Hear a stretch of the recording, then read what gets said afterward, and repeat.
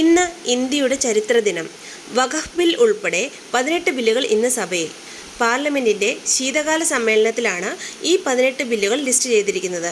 വഖഫ് bill സെക്ഷനിൽ ഈ report അവതരിപ്പിച്ച ശേഷം രാജ്യത്തുടനീളമുള്ള വഖഫ് സ്വത്തുക്കളുടെയും മറ്റും സുതാര്യത വർദ്ധിപ്പിക്കുന്നതിനായി വഖഫ് നിയമം ഭേദഗതി ചെയ്യും.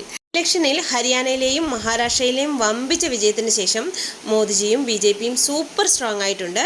ബിൽ സുഗമമായി പാസ്സാക്കുന്നതിന് വേണ്ടിയുള്ള ക്രമീകരണങ്ങൾ BJP ക്രമീകരിച്ചിട്ടുണ്ട്.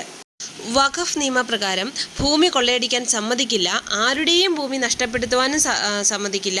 ആരെതിർത്താലും വഖഫ് നിയമ ഭേദഗതി ഉറപ്പായും കൊണ്ടുവന്നിരിക്കും എന്ന് കഴിഞ്ഞ ദിവസം മോദിജി പ്രഖ്യാപിച്ചു. സത്യത്തിൽ വഖഫ് ഭേദഗതിയല്ല വേണ്ടത്, വഖഫ് നിയമം തന്നെ ഇല്ലാതാക്കുകയാണ് വേണ്ടത്.